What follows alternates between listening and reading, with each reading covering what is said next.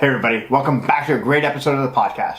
Today we're getting a chance to actually sit down with Jordan Syatt. For those who might not know who Jordan is completely obsessed with Brazilian Jiu-Jitsu. And he's also Gary Vanerchuck, aka Gary Vee's personal trainer. He's also the founder of the Inner Circle and has his black belt in brand production as far as social media goes when you're a personal trainer. Before we get started, don't forget to like and subscribe to our YouTube channel. If you are looking for all the great new episodes, podcasts, everything else, make sure you subscribe and don't forget to like. This episode is sponsored by SpiritLeaf Waterdown, located at 64 Hamilton Street North in Waterdown, Ontario. If you're looking for Canada's top cannabis brand, look no further than Alex and his crew at SpiritLeaf Waterdown. If you're looking for anything, they're going to be able to help you out. Just remember to follow us and them, and you're going to save money every single time you shop there. We hope you enjoy this episode. Hope to see you on the mat soon, and don't forget to like and subscribe. We'll see you soon.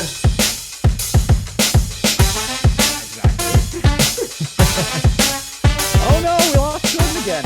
We lose Jordan? What happened? We lost it. What the hell? Why'd you kicked out our I didn't kick him out. Yeah, you did. Well, we're No, leaving I this didn't in, kick by him the out. way. We're already recording. I'm recording. It's We're already on in here. valuable Jordan Syatt time here. We're already recording, and you already kicked him out. I didn't Guys, kick him out. It's been like I didn't 10 kick him out. seconds, and you already kicked him out. What the fuck, This is Aaron? a bad omen. This is so bad. I literally, this pop-up thing came up that said this meeting's being recorded, and I tried to click accept or whatever, and I clicked leave meeting accidentally. This is Oh, no way. and by the way, we're leaving this in. Perfect. Well, I everybody love it. has finally joined us for the podcast. We are joined by Jordan Syatt. This is an amazing opportunity that we get to speak with this fine gentleman. We trains BJJ. He's a fitness professional like Mike and myself, but obviously a lot more successful. So we're excited to have him on. and better looking with that. And better handlebar looking with mustache. those handlebar mustache for sure, that his wife absolutely hates. She would say I do not look better looking. That is for sure. But I appreciate it, guys. Thanks for having me on. Oh, absolutely. It's a great pleasure. I've been following you for a while. So when I saw that ad come out that you kind of posted on Instagram, like, hey, I'll be on your podcast. I'm like, oh, this is a great opportunity. Finally. Yeah, it's funny. People are always like, a lot of people are intimidated. They're like, I don't know. Like, I want to have you on my podcast, but I'm not sure. It's like, I'll go on anyone's podcast. Like, I don't care if it's your first one, if it's your 100th one, I don't care how many downloads you get. Like, I just love having conversations like this. So I'm super happy to be here. Yeah, Hopefully, no, this for sure. hopefully this podcast doesn't suck and hopefully we'll have some fun as well.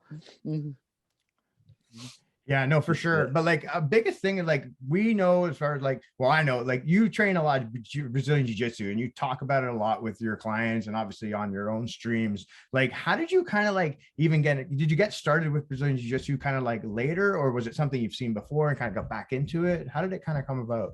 Yeah, so I'm obsessed. I train like 5-6 times a week at least. I'm like absolutely obsessed with it. I wrestled when I was younger. So I started wrestling when I was 8. And I remember, so I'm short. I'm like 5'4", small dude. I come from a short family, and my mom was like worried about my brother and I because we're smaller. So she was like, I need you guys to learn how to defend yourself. So when I was like 8 years old, she was like, I'm going to put you guys into wrestling.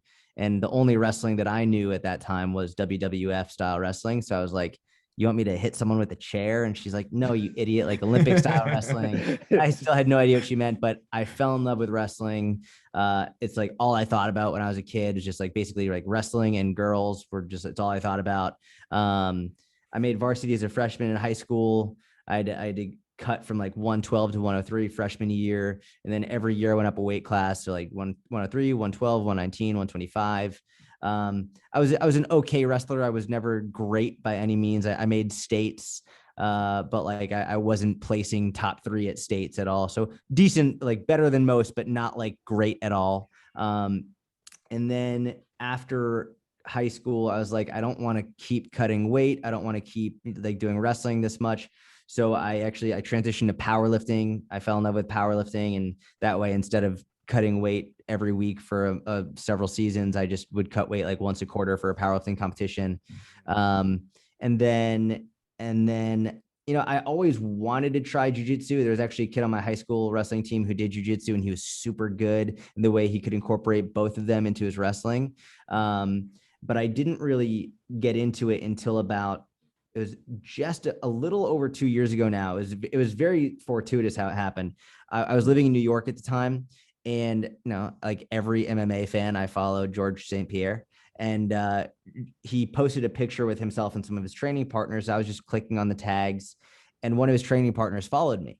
And I was like, well, that's fucking cool. Like, that's crazy. So I messaged him, and he was like, he owns a Henzo Gracie. His name is Mark Cerrone. He owns a Henzo Gracie Academy in Connecticut. And so he actually was like, you know what? I'm going to come into the city. Let's just start meeting and do a couple privates. So he came from Connecticut into Henzo's in Midtown. And I started doing that with him in June or July of 2019. And then I didn't really start going consistently until September of that year. And then I was hooked. I started off with like 2 times a week, and then very quickly ended up going 5 times a week. Awesome. That's awesome. So like, what were some of like your first experiences, like going to like a jiu-jitsu class? Was it like very intimidating for you? Like, you have like, like a pretty extensive athletic background, like you've wrestled, like, you've been a personal trainer and online fitness coach for a long time. Like, what were some things you learned like that very first time, like you stepped into the mats and like tied the belt? First and foremost, it was petrifying. Like I was petrified. Yeah, I'm sort of at a loss for words outside of, I was petrified to go into the gym. It was petrifying for a number of reasons, not least of which, the DDS squad was there, right? So you had Gordon and Gary Tone and all those guys who, by the way, all of them were super nice, very nice. Gary Tonen's one of the nicest people I've ever spoken with, just super encouraging. It was interesting. So like, I was petrified, but also I was petrified around the higher belts, but around the white belts, I actually felt really confident because I had the wrestling background. So I felt really good. But I'll never forget this. The first ever class I went, this is day one of a class in jiu-jitsu. I walk in and, they line up by belt. So black belts up front, then brown, then purple, then blue, then white. I had no idea. So I'm there, fresh, brand new gi on, brand new belt on, just clearly the new guy in the room. There's got to be at least 30 to 40 people in there. And I'm standing right up front with the black belt. I'm standing right up front, just like completely oblivious to the order of how things are supposed to go. And this one, she's a good friend of mine now. She was a blue belt at the time. Now she's purple. She came up to me. She was just like, hey, just so you know, like, white belts are supposed to stand in the back. And I was just mortified. I was like, oh, fucking idiot. Like, of course.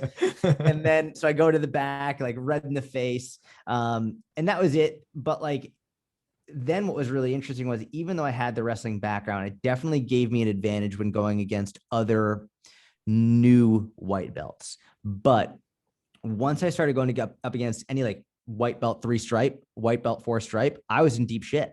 And that was very difficult for me to accept, because I had thought, because of my wrestling background, I'm just going to blow through these people. And then I end up getting caught in triangles and arm bars like constantly. And, I was a spazzy white belt going crazy the whole time, just trying to wrestle instead of using jujitsu.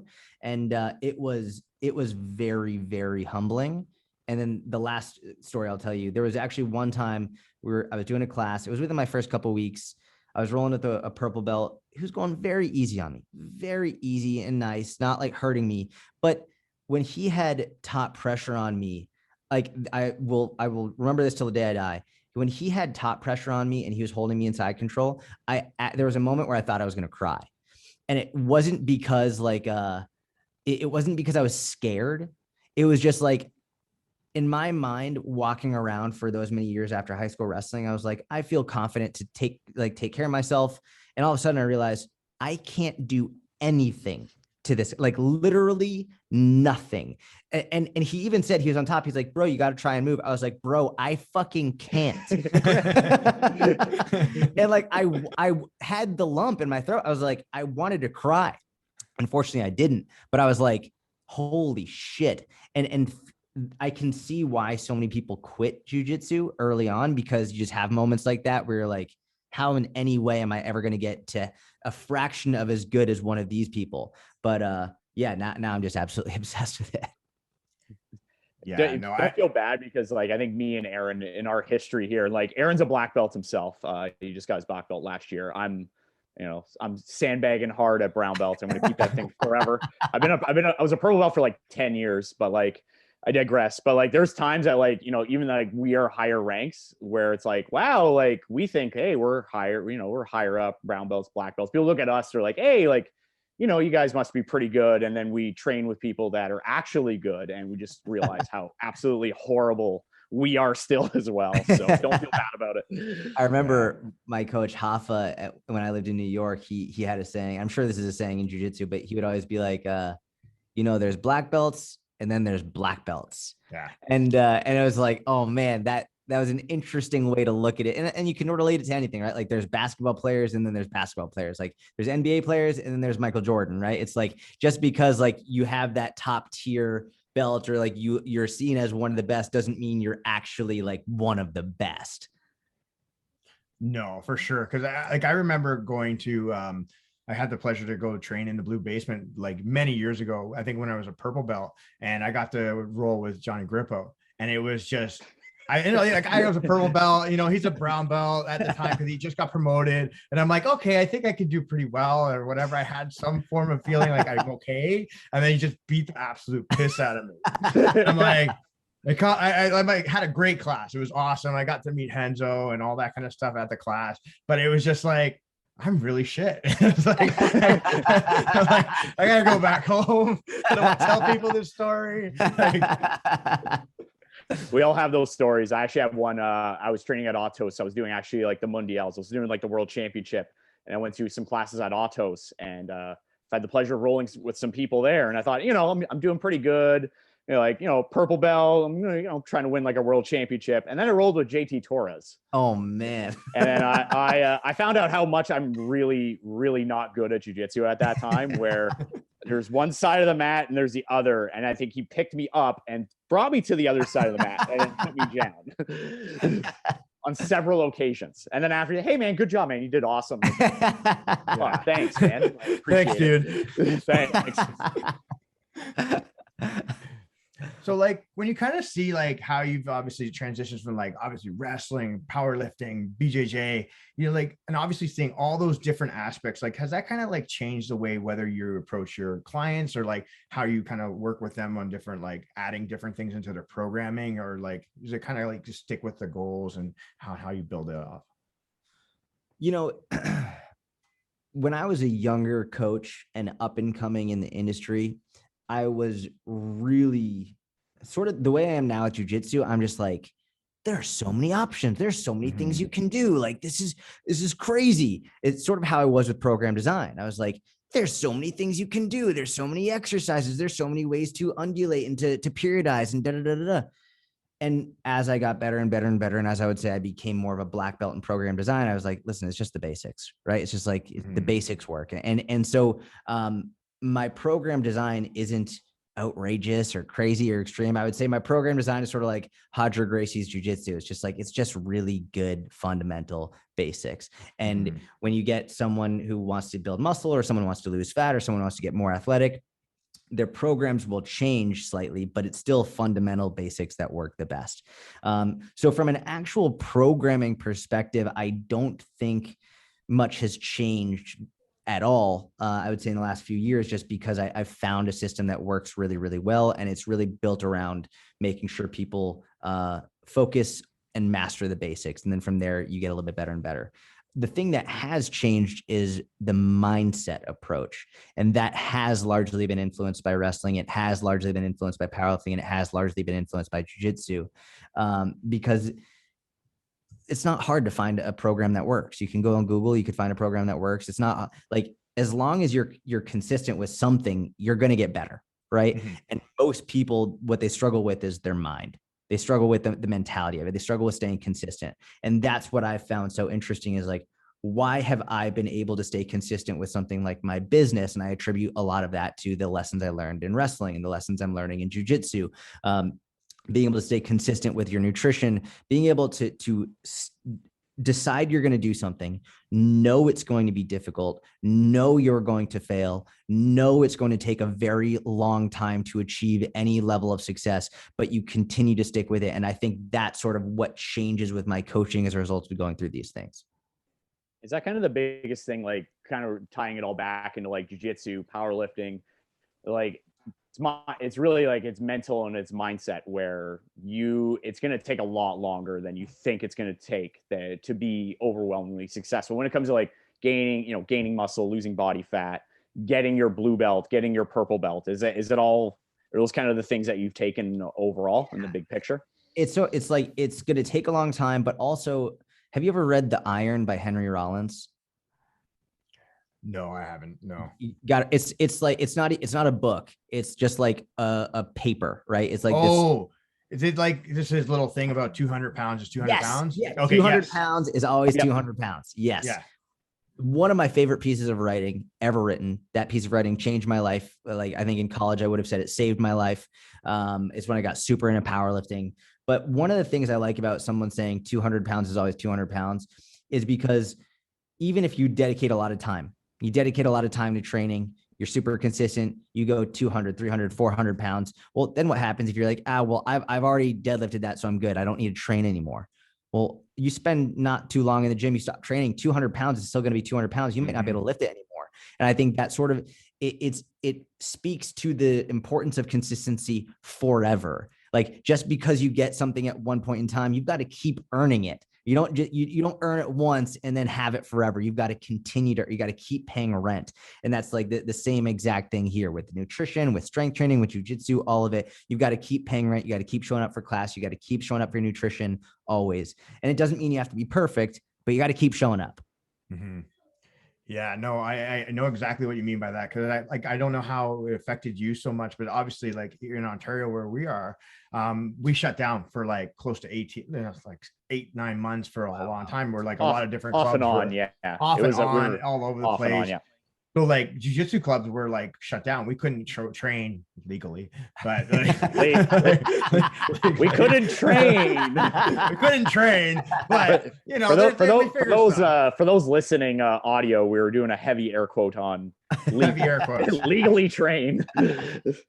But I know like New York was like obviously the same way. Like all these different clubs had to shut down unless it was like for pro training. So like kind of not training for like 3-6 months and then trying to get back onto the mats and then going through that whole transition again. You're like, I don't remember anything, or I have no cardio anymore. And it's like, it was just grind. Dude, even if I take like 2 weeks off, if I take 1 week from jiu-jitsu after, we'll say like 5 or 6 months of being unbelievably consistent, 1 week is good. My joints feel better. Like mentally I'm refreshed. 2 weeks, my cardio is screwed up. Like I feel it immediately, and it takes about another 1 to 2 weeks to get it back. Yeah, I would agree. Everybody's always talking about like, what do you do cardio wise for jiu-jitsu? I'm like, you just got to roll, honestly. Like it's just like in wrestling. It's like, what do? You spar, you drill. It's like, what do? You're going to go run. You take like a month off jiu-jitsu. It's just, you got to do jiu-jitsu. Honestly, that's my best advice when it comes to how do I get better cardio for jiu-jitsu? Roll until you're tired and then keep rolling. You guys are infinitely better than I am or ever will be in jiu-jitsu. So if I say anything that's stupid, correct me. One of the things that has helped me a lot with my jiu-jitsu cardio, specifically doing jiu-jitsu, has been specific training. Yep. Because when I'm doing live rounds, right? 5, 6, 7, 8 minute rounds, sometimes you'll find yourself in a position and you'll just stay in that one position for, 1, 2, 3 minutes, depending on the person you're going with and how intense they're going. And it's good from a competition perspective because you're learning that movement and you're rolling, but I get way, way, way more conditioning from like, all right, we're going to do specific rounds, guard pass. We're going to do specific rounds, escaping from mount, specific rounds here. I found that to be the best way for me to improve my conditioning. No, I would agree with that 100%, just because it's that specific movement. You have obviously the same type of pressure, that same type of isometric base cardio that's going to be there. 100%. Like, and for like, obviously for competition purposes and trying to get people used to those positions and especially if like the goal is to pass and then maintain for 3 seconds. And then if the person's still trying to bump out or whatever, and then you get back to half guard or whatever it is, those are like it's the best and safest way to condition an athlete without trying to hurt them as well. Because like, like live rounds you can only do that so many times, especially if you're trying to compete, right? And especially if you want to have that intensity feel, whereas you can do specific sparring and it's like low impact, but obviously we're more specific. Yeah. I think over the last 6 months, I think my jiu-jitsu has really improved a lot. And I still suck. Like I really suck. But Don't worry. Don't worry. We still suck too. Everybody. Don't worry. I've noticed such a big change with the specific training. And I think also because when you go from drilling to specific, as opposed to such an emphasis on just live rolling all the time, because I feel like with live rolling, you end up going back to a lot of your bad habits that you haven't drilled on. But when you do like drilling on a specific movement, like for example, one thing I've been doing this week with my professor, we've just been guard passing drills, various guard pass drills from open guard. And then we specific drill, open guard. And then that's it, back and forth, which is great because then you can practice what you just drilled and you also get the conditioning in, as opposed to, I feel like other times where I've trained, it's just been live roll, just go out and roll. And I think there's a time and a place for that. But if you don't know what to do, it's like, fuck, I'm just out here sort of flailing. Yeah. Or you kind of fall into like your old habits of like, all right, Jordan D1 wrestler is just going to grab a single leg and put you down. And like, you're going to go back to the things that you're strong at, but you're not going to improve on the things that you should improve on, like your weak points. And that's why I think specific sparring, you mentioned it. And I think it's one of the best ways to honestly learn jiu-jitsu, especially for beginners starting out. Yeah, that makes total sense. So like, obviously going from the blue basement. So where are you training now? Are you, because it's in Dallas, correct? Yeah. So I'm at Alex Martin's BJJ. He's fucking amazing. He's an absolute beast. He just got second at Masters Worlds. Nice. Really, really, really talented athlete, and also just a really good-hearted coach. Brutal to roll with. Like he says he gives me a free massage every day where he just smashes me like where I can't even breathe. His pressure has been unbelievable to deal with. But yeah, the thing I like about working with him is he's been very good about tailoring jiu-jitsu to my personality and my game a lot, which was he's very artistic with it. He's like, listen, your personality is like super aggressive. You're not one to just like lay back and just like let shit happen. Like he knows I'm not gonna pull guard. Like I couldn't imagine a situation unless I maybe went into an absolute division where maybe I'd pull guard. But even then, I don't know if I fucking want to be on bottom of someone who's like a super heavy. But so I'm not gonna pull guard. So he's just like, he's doing his best to tailor it to my personality, which has been really fun. That's good. So you're definitely not pulling guard on Aaron, who's also super heavy right now. Dude, you said you were what, 225 the other day? Oh, you nuts. No, I lost weight, man. I'm like 190 now. You're 190. I did gain weight. I know I did, but I'm not like crazy. Like I'm 190 now. I'm back to like normal. Back to normal. I'm floating around like 200 or 205 right now, actually.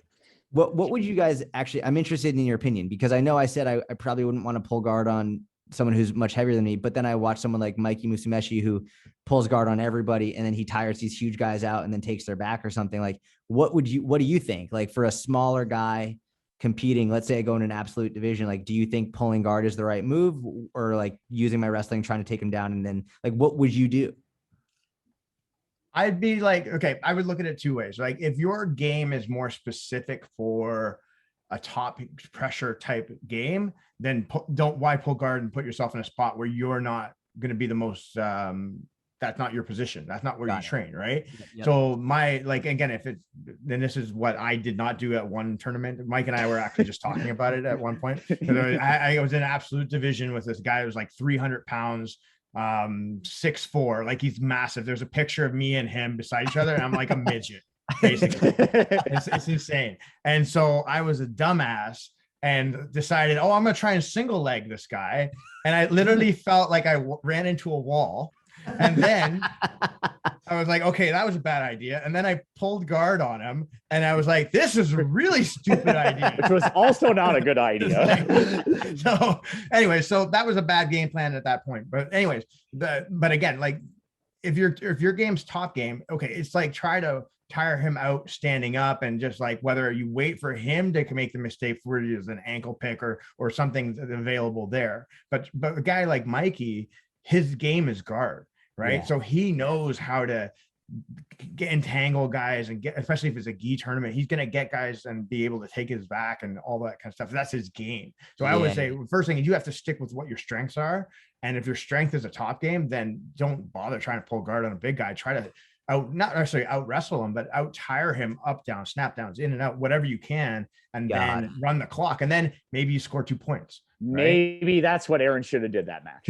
What I should have done, now that I think about it. But no, Aaron makes a very good point, though. I think you got to look at what are your strengths and weaknesses. Everybody has strengths and weaknesses in jiu-jitsu. Like Aaron does, I do, I'm sure you do as well. I think you got to look at, okay, like this is your game plan. These are your strong points. How do you get every match into the points that you are the strongest in? So like, let's say if your strong point is wrestling, for example, and you're an absolute, okay, you may be a lot smaller than somebody, but there are specific maybe wrestling, shots and things that you can do where you can mitigate someone's weight. So like, let's say, Marcelo Garcia, for example, like, competing in ADCC open weight, he's out wrestling guys a lot bigger than him, but he's also, instead of trying to shoot a blast double and go through them, he's arm dragging them and going around to the back, or he's snapping them down, or he's going around to the back. So I think you need to use, there's specific things in wrestling and judo that work very well for jiu-jitsu, and there's other things maybe not so much, that you gotta tailor to like what your overall game is and use those to, basically compete against people that are a lot bigger and stronger than you. And that's the name of the game. It's me on the other end. I'm a kind of a bigger, more flexible guard player who does a lot more like, I train at a Gracie Jiu-Jitsu school, and I do not do Gracie Jiu-Jitsu whatsoever. I do a lot more like, I'm going to grab a lapel and sit down and tangle it around someone's face or my foot or my upside down, inside out. And I could probably get stomped in the nuts doing this on in an actual street fight. So sport jiu-jitsu, like things like that work. Other, self-defense standpoint, maybe not so much, but I think you got to look at it what are your strengths, what are your weaknesses, and you got to make people play the game that you want to play. So like if you're going to pull butterfly guard, you never play butterfly guard, and then you're putting yourself in a disadvantageous spot versus if your strength is wrestling, how do you use your wrestling to, score and eventually like either win points or get to positions that you like. If you like the back and you like choking people from there, how do you get there? That makes sense. That helps a lot. Thank you. So like, speaking of which, go Mike. No, Mike, go. Oh, go Mike, go. So you competed at Pans as well. So we're talking about, competing as well. And how was that tournament for you? Like you competed at, 2020 Pans. That's actually a tournament that I may be going to potentially next year in 2022. But like, what was that experience like for you? And also, this is one of Aaron's all-time favorite questions. He hates when I ask this. So what's your mindset when you go to compete? What's your mindset, Jordan? Well, so I was a white belt when I competed at Pans. It was my first ever competition, and I did not realize how big of a deal Pans was. And I was competing in the adult division as well, which my coach Hafa, I love it. He'll love me. He's amazing. But he was like, man, white belts and adult are really fucking good. they were like none of the white belts I've ever gone against. Like my first match went well. First match, I actually won 35-0. I felt bad for the kid. Like I think he must've been brand new. But my next match started off really, really well. And the kid that I lost to in my second match, he was in the finals. He was winning with 16 seconds left in the finals. Then he reaped to the knee, so he lost. So like he would have won, but so he got second. This is the guy I lost to. I took him down. I literally every competition I've ever gone to, I always start the match 2-0 every time. I always take him down and I start 2-0. And if I lose, it's always because I get submitted. I like leave my head out or leave my arm out or something. So took him down, got 2, he stood up. I took him down again. It was 4-0. And then, and I just I left my arm out, and he had got a super tight arm bar, and I tapped, and that was it. It was a really fun experience. I didn't realize how big of a tournament it was until then I went to several other tournaments, smaller tournaments. They're like, oh, okay. So like the Opens, the Atlanta Open or the Austin Open. It was funny. Before that competition, I actually spoke with Jake Watson. who I forget the name of their podcast. Him and Danny O'Donnell, they have a jiu-jitsu podcast as well. Yes, they do. I forget the name of it as well. Yeah, but we're on the Choking Hazard podcast right now, so you know.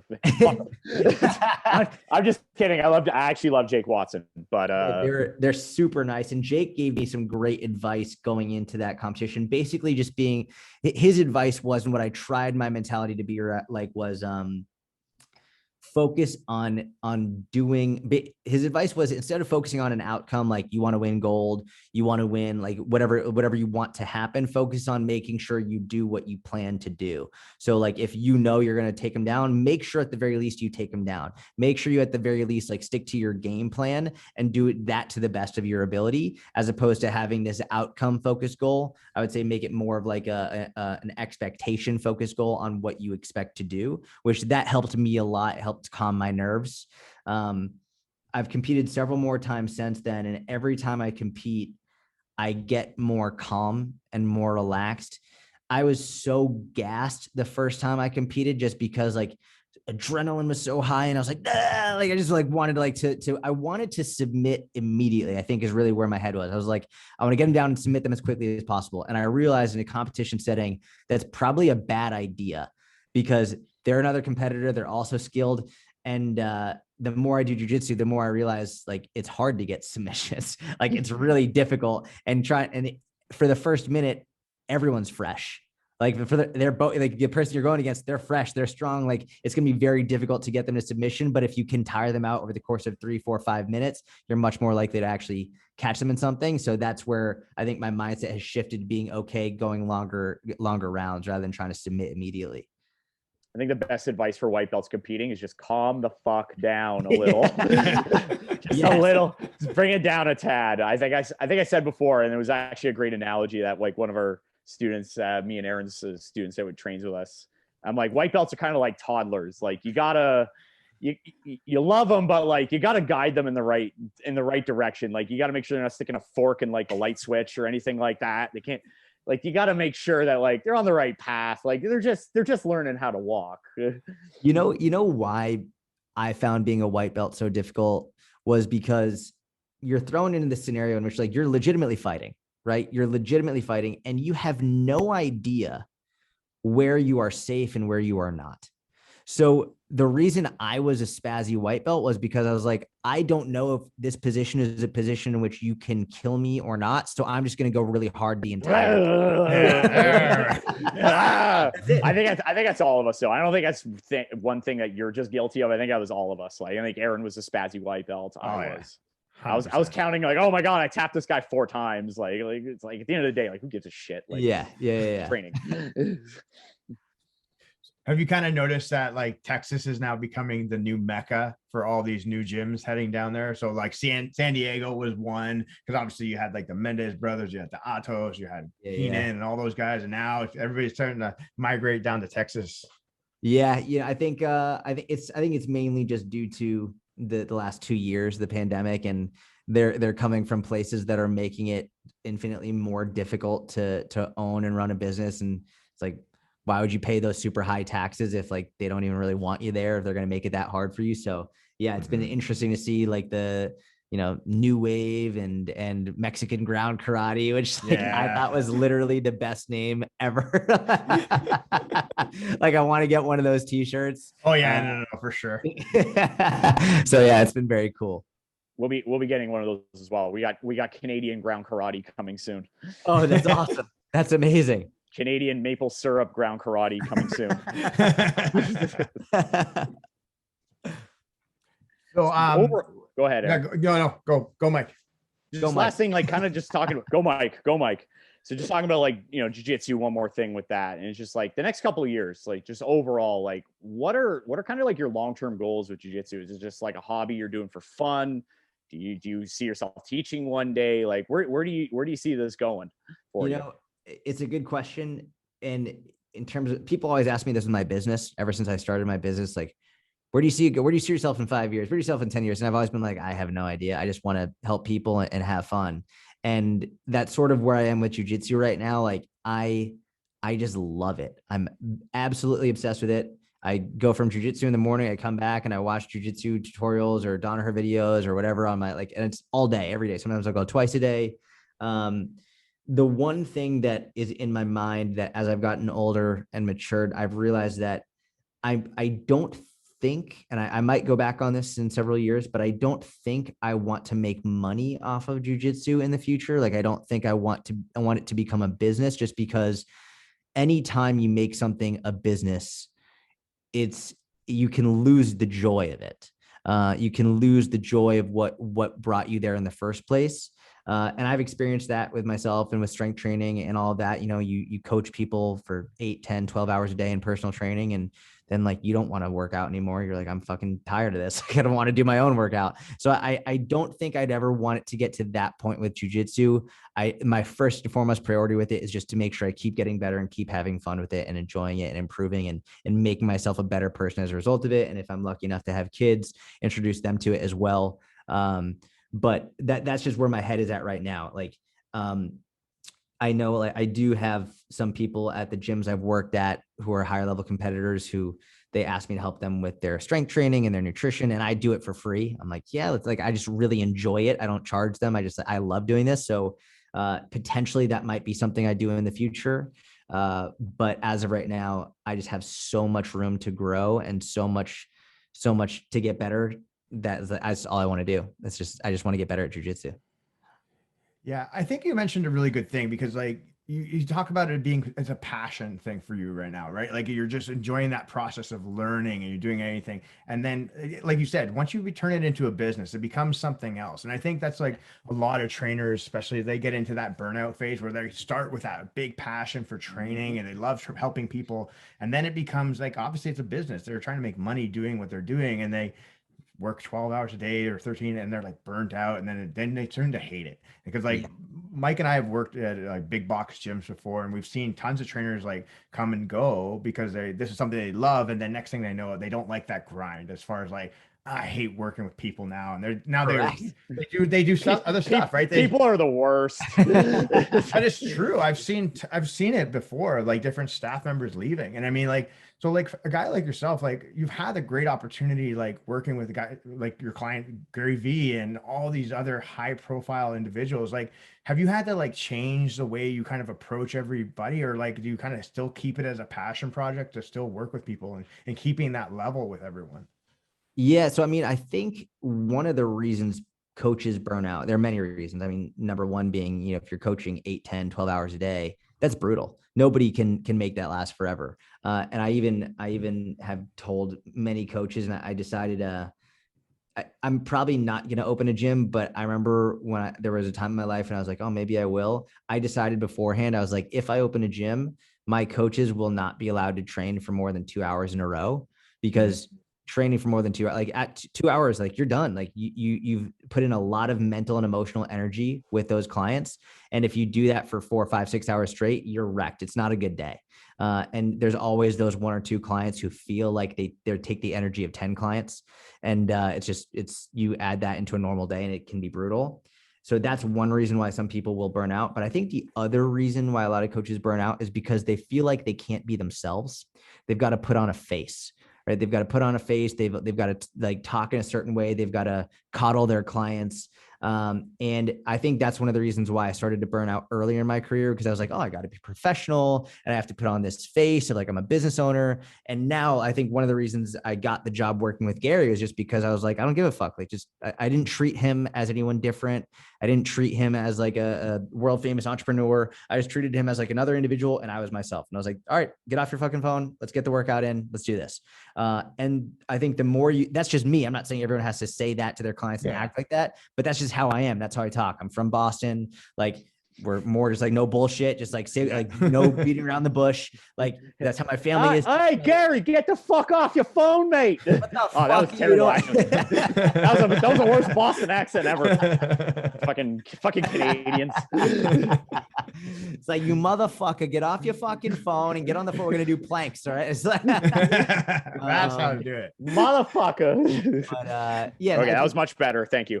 The more you can be yourself, the less you'll burn out. And it doesn't prevent it, because it will happen. But yeah, with my clients, I am who I am. And I think it turns a lot of people off, but it also attracts a lot of people to me because they're like, I respect that you are who you are unapologetically. And I think that can help. Is that kind of like a thing like now where I don't know if you can call it a thing, but like it's kind of like you're attracting like basically like the people that you want to train, if that makes sense, or it's like you're attracting your tribe or like some people call it that. Like, is that basically like kind of like the big secret? It's like, you know what? Fuck it. I'm going to be myself. This is who I am. I swear I do this and that. I have a handlebar mustache. These are the people I'm going to train and I don't give a fuck. Yeah, I'll never forget. So I started my first website in July of 2011. So just over 10 years. And on the home page of my website, I don't remember what it was verbatim, but I said something like, I don't give a fuck about X, Y, or Z. Like, and I'm like, I'm a no bullshit guy. I don't give a fuck about X, Y, or Z. And my mom was the only person looking at my website at that time. And she was like, Jordan, no one's going to want to work with you if you swear. And I said, Mom, if someone doesn't want to work with me because I swear, then I don't want to work with them. And that was before I had any clients online. That's before I had anybody looking at my website. And I consider myself very lucky that I continued that way. Because even today, like I get tons of people being like, "Ugh, you're so vulgar. Like your content would be great if you didn't swear." Da da da da. And I'd be like, I'm not gonna fucking change myself to appease you or to not hurt your feelings or whatever it is for whatever reason you've deemed swearing not okay. Like I'm gonna be myself. And then other people are like, the whole reason I hired you is because you say fuck so much. I love that. And I'm like, sick. All right, so you're my people. No, I think that's important. And it's like, you have to be authentic. That's the biggest thing. Yeah. And that's why people will attract other people. And then that's how you build your crew. Like that's how you build the people that you want to work with. And I agree with that 100%. And this is how I am stuck with Aaron doing this podcast right now. It's worked out. Like, a lot of people, I couldn't imagine. I'm sure you've had this experience. I can think of someone in the jujitsu community who is like this. We're not saying any names, no names, but and I bet you guys are gonna know who I'm talking about. Don't say the name, but there's people who Aaron Gall. It's Aaron Gall. There are people online who have a certain persona, right? Who online they present themselves a certain way, and then you meet them in person. You're like, what the fuck? Like you're not like you are at all. Like this is so weird, and I never wanted to like have someone that like worked with me online or someone who knew me online to then meet me in person and then be like, that was nothing like how he puts himself out there. It's awkward. I don't want that. So whatever you see is what you get, whether it's on Instagram or YouTube or my podcast, or you see me at Starbucks, like you're getting the same person. Yeah. So I guess with that person, is it kind of like a marketing thing to like, hey, I'm going to hype up super fights. So I'm going to sell DVDs. I'm going to do what I'm going to do. Is it more for that? And I guess it's also going back to the tribe thing. Like he could be attracting specific people that are like, hey, you know what? I kind of agree with that persona, but then he may not actually be that persona in person. So it's kind of, I think it's a little bit of both. I think it's a little bit of both. I think it's a little bit for marketing, a little bit to get hype up. I also think that, it's easier to express yourself how you want to be perceived on social media than it is in person, right? On social media, you can take time to craft a caption or to sound a certain way or to be a certain way. But when you're speaking out of your mouth and it's like, and people are watching you, it's very difficult to try and match that. You've got one chance. Versus like, and you've got your tonality and your voice and your body language versus online. You can be a tough guy, right? You can be a tough guy. You can craft something really well written or say something super aggressively and make it seem like you're one way, but it's much harder to replicate that if you're not. I think, for example, Conor McGregor is an example of someone who like can do it both like online and in person. And like, I think that's him. Like, that's who he is. He also understands the marketing of it. He understands this is going to hype the fight up, but that's who he is. Like we can see in his actions, like that's that fucking guy. Like that's him versus other people who are like, no, they're not actually that guy, or they're not actually that person. It's like, they're doing it because maybe it makes them appear more tough, or maybe that's how they want to be perceived. I think an example of like an MMA that comes to mind is Chael Sonnen, like back in the day when he was doing press conference, because he's a totally different person. Like, and you know, it's an act, and you almost like it's almost like that pro wrestler who's like pretending to like be somebody they're not, but they're so good at it that you're like, you know what? I know he doesn't believe what he's saying, but I respect how good he is at delivering what That's he the is best doing. example. He's so good at that. I love his YouTube channel now. I think he does a great job. Oh yeah, no, he's got some great stuff. But like what was this whole thing? He was like, I'm undefeated. I never got beat or by Anderson Silva didn't beat me. Mind you, like need him in the face like 17 times. Like, what? I'm pretty sure you have a loss on your record. It's what like, kind of man? What kind of who does this? Like you take a man down for over 24 minutes, you punch him in the face, you wrap your legs around the guy's head for 5 seconds. That guy's the winner. Fights don't work like that. I'm like, that's exactly what happened. I'm looking at him like, you know what? I think he did win that fight, actually. You know what? He did win. You convinced me. He's like George Costanza. It's not a lie unless you believe it. It's the ultimate line. I want to mention one thing, actually, just like, because we're talking about like, transitioning like online and doing like online training, and you've done personal training in person, and then you trained Gary Vee, which has been well documented. And then you transition to online training. We have a lot of trainers and actually a lot of like jiu-jitsu, practitioners that are looking to like, like, how do I monetize, or how do I make a living online? Like, yeah, I think it's something, that's becoming more and more popular as the years go on, especially like with what's happened the last like year and a half with the pandemic. What's some advice to some of those people out there listening to this going, hey, like, how do I transition my business and go online? And is there anything that you can do to help them out? Yeah. So it's actually funny. So Mark Cerrone, my first jiu-jitsu coach, that was sort of like what our deal was initially. He was like, listen, I'll give you privates. I'll come into the city, but you got to help me with social media. And I was like, deal, like easy. And he's crushed it. And I think that's really where a lot of jiu-jitsu coaches and people who want to be able to so here's the thing. I think jiu-jitsu is right now where the strength and conditioning industry was about 10, 12 years ago. In terms of, I remember when I first started doing online stuff, there was huge pushback from the strength and conditioning world. They were like, this is bullshit. You can't coach people online. It's absolutely worthless. Like it's not going to help anybody, and it's not going to work. And now here we are, and like, it's fucking working really, really well. And people actually enjoy it, and it's helping them a lot. I think there's a lot of that with jiu-jitsu now, where a lot of like, well, I don't know if it's going to work. Is it right? Should I be doing it? Should I not be doing it? Is it even possible to do it? The answer is yes, it's absolutely possible. The question is, do you want to be fully online, or would you like some inline, some online, some in person, a little bit of a hybrid of both? And I think most coaches would do best to have a little bit of both, some online, some in person, mainly because you get the best of both worlds. I do still like to coach people in person, even though my entire business is online. I coach people in person now just because like it keeps me fresh. It keeps me sharp. Like I need to keep practicing and coaching in order to keep being a good coach and keep getting better. With that being said, Gary has said this a million times. I think it's one of the most, Gary has probably like 10 to 12 things that he said that are the most important for a number of different reasons. In terms of building a business online, one of the things he said is, I believe it's a 4-word phrase. It's like, attention is the asset. And that is like the most important thing to understand. If you want to build something online, attention is the asset. And what that means is eyeballs. And specifically just people. You need to have people who are interested in you and what you're doing in order to actually make anything happen. I see in the strength and conditioning world for so long, like these amazing coaches who are great coaches, just getting pissed because people who they deem not as good coaches are crushing it online and making a lot of money and helping a lot of people, have thousands of members and but they're like, I'm a way better coach than that person. It's like, yeah, but you don't fucking make any content. You don't put yourself out there.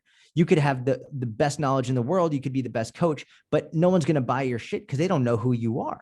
Whereas that person, they might not be as good as you, but at least they're putting in effort. They're getting eyeballs on them and they're helping people. They're helping thousands more people than you are because you haven't put any effort into helping people for free online yet. So they don't know you.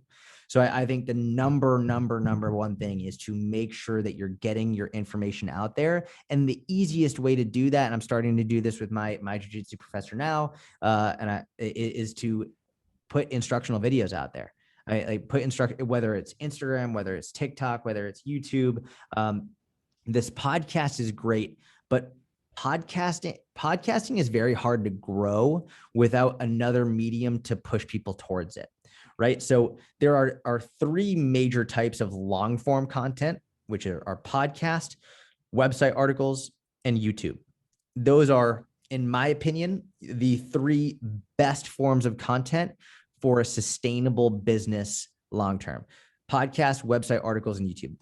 They SEO, they have search engine optimization, which is hugely important, especially website articles and YouTube. If you can get someone listening to an hour-long podcast or watching a 20-minute video or any of that, or like reading an article that takes them 30 minutes, you've got someone who's really invested in you and really trusts you and cares about you. Those people are the most important people to you in your business. But it's to listen to a new podcast, to just randomly be scrolling through your podcast feed or to randomly be going through YouTube and decide I'm gonna read this new website article or watch this new YouTube video or listen to this new podcast is very difficult unless someone is referring like, hey, you gotta listen to this podcast. You gotta listen to this podcast, or if they've found you on another medium, which is something like a short form piece of content, Instagram, TikTok, Twitter, sometimes Facebook is an example of that as well. But that's where these short form pieces of content you can use to get attention, get eyeballs, and then push them somewhere else. So for me, I think TikTok is massively underutilized in this, specifically the jiu-jitsu world. Instagram has become more and more utilized, but I still see huge gaps in it. And I think there's just so much room for growth.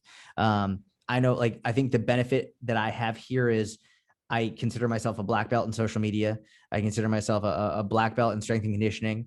I'm a blue belt in jiu-jitsu and I'm very interested in jiu-jitsu, and I'm a consumer of jiu-jitsu and I buy jiu-jitsu content. And so I can see where there are gaps in the industry. And I'm fucking telling you, there's huge gaps on Instagram. There are massive gaps on TikTok. And if you want people to find you and to get eyeballs on you, that could lead to an online business where people could pay you for any number of things. You don't need to worry about what you're going to offer for payment yet. I think that's where people get too hung up. Well, what am I going to offer? What am I going to offer? You don't need to offer anything yet. First, you need to get eyeballs on you. And that's going to come from free instructional material that you put onto these platforms. Mm-hmm. No, you said a lot of really good things right there. It's just especially like content, assets, attention to details, getting that stuff out there. And that's the biggest thing. It's just, and I think that's like a lot of people that they're not confident to put that content out, whether they're, it's not going to be good enough or whatever. It's a lot of times just getting stuff out. Yeah. If you look back at my content from 2011, 2012, 2013, 2014, you will see a very shy, very nervous, very camera shy, relatively poorly spoken individual. But I keep all of those videos up. I keep all those articles up. I never take them down because now people can go back and say, wow, like he's really grown as a speaker. He's grown as an author. He's grown as a coach. And what's funny is a lot of those articles and videos that I made 10 years ago still drive a significant portion of business. Even though I think they're shit pieces of content now, people still enjoy them. So what's shit content to you could be massively helpful to someone else. And I'm sure you see this in jiu-jitsu all the time when you're coaching people. You'll show someone the most basic teeny tiny detail that to you is just like second nature, but to them they're like, oh my God, I can't believe, like in my, like, I'll tell you one that happened to me recently. Like this whole week we've been passing guard, and my guard passing has been okay. But the thing that has made it much better this week is just always fighting for the underhook from the top position. Once I get the underhook, cool, I can go for the knee slice. Even if I'm not in the best position on my knee slice, if I have the underhook, I can go. And that's been super helpful for me. Just that one detail, just like get the underhook. And like for you guys are like, really? Like that probably is like, fuck, of course. But even as a wrestler and even as someone who's been doing jiu-jitsu for over 2 years now, that one detail made a huge difference this whole week. Like just like fight for get the underhook first. Just saying that, get the underhook first was it. It's all he fucking said. I was like, idiot. Just something like that, where you make content around something like that it's just massively, massively helpful. I think a big content builder that Aaron's going to be making soon is the his spazzing toe hold BJJ Fanatics DVD on white belts on white belts only. Coming soon. So one thing you don't know about Aaron, once he gets mad at you, like he just starts hitting toe holds from everywhere. You have his back, I don't get mad. I get frustrated. For the feet. He gets frustrated. I've witnessed it firsthand. I get a lapel. He's like, I've had enough of this shit. toe hold, heel hook, rolling in toe the holds, gi. rolling toe holds only for his people. That's but no, I think just putting it in perspective. I think like most of the people, I think looking at content, just saying like jiu-jitsu content in general, they're mostly beginners, like white belts, maybe blue belts. Those are probably the people who are like, all right, well, Aaron toe holded me for the 7th time in like a 6-minute round. How the hell do I go? Okay, toe hold escapes into YouTube. Okay, go. What comes up? And then it could be Aaron's fresh face showing some very nice toe hold escapes and counters that he knows so well. Yeah. So like, as we kind of talk, like, you know, bullshit, you straight shooter, you call a lot of stuff out. What's the biggest thing that you see online coming from, whether it's coaches, no names specifically, but like bad advice that you've seen that's kind of like an irker, and you're just like, why are people keep pushing this? What grinds Jordan's gears? And that could be a whole separate pod. That could be a whole book. In terms of fitness specifically? Yeah, so let's say fitness for now. I would say there is a lot, but I would say in terms of fitness, there's this fear mongering around. There's fear mongering on a lot, but specifically in regard to nutrition, there's a lot of fear mongering around carbohydrates, fear mongering I see this a lot in CrossFit boxes. You see a lot of like paleo is the only way, paleo diet, and like there's nothing wrong with the paleo diet, but some of the fear mongering tactics they use to promote the paleo diet is just ridiculous. And I have seen this in some jiu-jitsu academies as well, which I'm like, you guys should not be scared of eating carbs because you fucking need them for your competition, for your performance. But I see a lot of people are getting wrapped up into this idea that carbs are bad, that carbs are going to make you fat because insulin spikes after you eat carbs. And it's just like, it's so tired and old and disproven over and over and over and over again. It blows my mind to the point where people are like, you can't eat fruit because fruit has sugar and sugar is a carb. And it's like, Jesus Christ, how many people do you know who got fat from eating fruit? Like literally nobody who packed on 50 pounds was like, I think it was the blueberries. It's like, no, motherfucker, it wasn't the blueberries. Like, that was like, that's your Boston accent coming out right now. It wasn't the fucking blueberries. Sorry, every time I do a Boston accent, I think I turn like Australian. Mate, good day, mate. It's not the fucking blueberries, mate.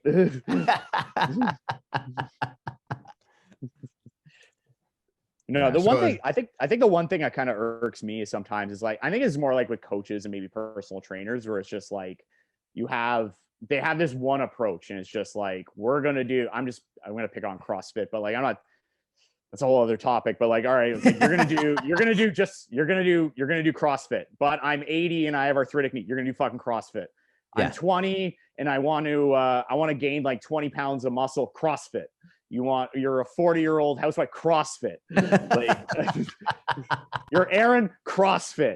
Like I think the one thing that irks me sometimes is just like there's other ways of getting to that goal that like it doesn't have to be that one specific. You may like doing CrossFit and that's cool and there's nothing wrong with that, but there's other ways there's a lot of different paths of getting to the same destination, and maybe that one path that you take may not be the best path for that specific person to take. Correct. Yeah, that's exactly right. I couldn't agree more. Yeah, no, I think like when the perception is that you have to do maximal output every single workout. Like if I'm not sweating buckets by the end of this workout, this is useless. I'm like, yeah, but you can't fucking move. Like you can't, like your knees are blown and you can't walk for 3 days. Talking about one client right now. Oh, fuck me. Like, but it's that, like, it's like okay, you can't sit down properly. Your back hurts. You do this. Like, we can't do these things. We can CrossFit. eventually. It's all about like, CrossFit. I tell you, bro. I mean, that's like communication with like members, individual, or your individual client. A lot of times it's just like communication, but that's the perception, right? Like, people see that and they're like, I need to be pushed like this every session. Yeah, people, it's funny. I noticed that at a young age when I was coaching, that I would talk with friends or just I'd see people online say something like, "Oh, I've got the best coach," and they're about to qualify why their coach is the best. I'm like, "Oh, tell me why." They make me throw up. I'm like, that's fucking weird, right? It's like, my coach is the best. When I'm finished, I can barely move. I'm like, that's why your coach is the best, because you can barely move. Like, did you hear what you just fucking said? It's people have been told, and there's this fallacy of intensity. We can call it that, like an intensity fallacy, that the harder you go, the better it must be. And that's not true for anything in life. It's harder isn't better, better is better. And I think a lot of people, what they're chasing a feeling. They're chasing this feeling of hard work. They're chasing this, like, okay, I'm sweating. My heart is beating out of my chest. I'm super tired. They're chasing the feeling, the sensation of hard work, as opposed to chasing a result. And when people start chasing a result of strength, performance, mobility, quality of movement, when they start chasing that intelligently, they start to get the results they want without the sensations that they thought were necessary. Mm-hmm.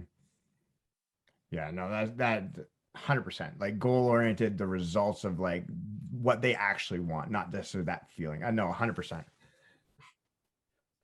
So one more question kind of before we wrap up. And I follow you on Instagram a lot. I've tried to interact with you sometimes, but there's always like, when you do like a Q&A, there always seems to be like the most common question that always comes up. And it's about your new wife. Congratulations, by the way. I know you got married recently. It always comes up, like, I don't know why people keep asking, what does your wife do for work? How did this come up? And why is it none of people's fucking business? It's so funny. It's so from the beginning, when we started dating, I did not have a big audience. So I think it's really important to clarify that, because some people might think like, oh, like, you started dating after you had a big audience. And it's like, I mean, she's way hotter than I am. So like, people would definitely think that, but like, I had a very small audience. I was very, like, my business was doing very well, but I hadn't gotten much on social media yet. So our relationship grew as my social media grew. And as that happened, and people started to become more interested in her and my life and what was going on. And we had conversations where, like, her and we're not the complete opposite. We're very similar. Like, our morals, our ethics, the things that we believe in are very much aligned, but the way we act is very different. Like, I'm no bullshit. I'm in your face. I don't give a fuck. She is very shy. She's very reserved. She does not like attention on her at all. So as this stuff started to happen, like, I'd be doing a Q&A, she'd be right next to me. And I'd be like, look how many people are asking what you do for work. Like, what does your wife do? Where's your, like, or like, who does all the cooking? Like, just random, like, all this stuff. And I'd be showing her, she'd be like, why are they so interested? If you Google search my name, one of the first things that's going to come up is, Jordan Syatt's wife, or what does Jordan Syatt's wife do for work? People are fucking Googling this shit. So weird. And it started to be something where, like, at first it was funny, and then it started to get creepy. And I was like, why the fuck do people care so much? And so then I would get mad about it. I had a phase where I'd get mad because I would talk to her. I'd be like, do you want me to say? And she'd be like, I'd rather just, like, keep me off. I was like, cool, I'm going to keep you off, because that's what she wanted. And then I would get mad about it. And then you can only be mad about something for so long before I was like, why am I mad? This is stupid. I'm just going to make a joke out of it. And that was much better for me mentally and emotionally. And then it became a big hit where, like, anytime someone asked what she did, I would just make up a job. Like, you know, like, she's an underwater chess player, or she's like a deodorant smell tester, or like an extreme ironer, whatever it is. And then that became a big thing now, where people want to see, like, what other job can I create? It actually worked out in our favor, because now people don't even want to know what she actually does. They just want to see what I'm going to come up with next. Yeah, that's perfect diversion, honestly. It's good. I Or like it. maybe she's a deodorant tester smeller. We don't know. Maybe We you don't just- know. Maybe maybe the you truth might is in have there. slipped her. You might have slipped her real job in there, right underneath our nose, and we It's didn't true. even know. Oh, that's perfect. So Jordan, before we wrap up today, like what's kind of like the next step for you, whether it's being in jiu-jitsu, with your business, like are there anything kind of like aspirations you want to kind of share with us? And then what's the next big jiu-jitsu tournament you got coming up? So for jiu-jitsu, I want to compete once a month in 2022. Like I want to do at least one competition a month. I think I just need to step on the mat more. Nice. Just like get the nerves out and just get more used to competing. I think I'm actually not going to cut weight going forward because I was cutting down to light feather. But I think that was preventing me from competing more often, which is like, I'd rather compete more often at my current weight than only compete 2 or 3 times a year at a lighter weight. Sorry, I don't want to cut you off. What do you weigh normally? Like, what do you walk around at? So like 148, I weigh like 148. Without the gi. If I put the gi on, I'd be like 152 or so. Mhm. So like, just get swole like Aaron over there. Got to get up to 220. You don't need to cut weight ever again. He's filling out that sweater over there. It's a double XL. That's it. Trying. So I think that's what I'm gonna do. It's funny. I sort of want to go to Europeans because it's going to be in Italy. I feel like, man, that'd be super fun. And my coach wants to go as well, so that'd be a fun trip. So that's like the big one that's coming up in February. But do like all the like Austin Open, Dallas Open, Houston Open, come to New York. Like I just want to do one a month just to get better. So that's for competition, and then for myself, it's I'm at a point where I spent so long and so much of my career trying to grow and grow and grow, get more followers, make more money, and I'm at a point now where I've realized getting more isn't going to make me happier. And I'm also at a point where I think doing more will actually do more harm than good, right? Where there comes a point, like one of the best pieces of advice I got when I was 25, my buddy Pat Flynn, he was like, money will solve more problems until you reach a point when it will cause more problems. And I think this can be true for many aspects of life, whether it's with money, whether it's with social media, whether it's just work in general, whether it's like it will solve problems until it's going to cause more. And I think I reached a point in my business where if I keep going all out 100% on my business as much as I have been, it's going to cause more problems, whether it's with myself, with my wife, whatever it is. So I act like for myself, you might've already seen it, like pulling back a little bit, less on social media, less posting. I'm not really doing YouTube. I grew my YouTube a lot over about a 2 to 3 year period. And now I'm like not doing any YouTube. Main thing I do is podcasts and Instagram stories, and that's really it. And so I don't really know what's going to happen other than I just want to focus on myself and my wife and my family and jiu-jitsu and enjoying life. I think that's really the best way I could put it.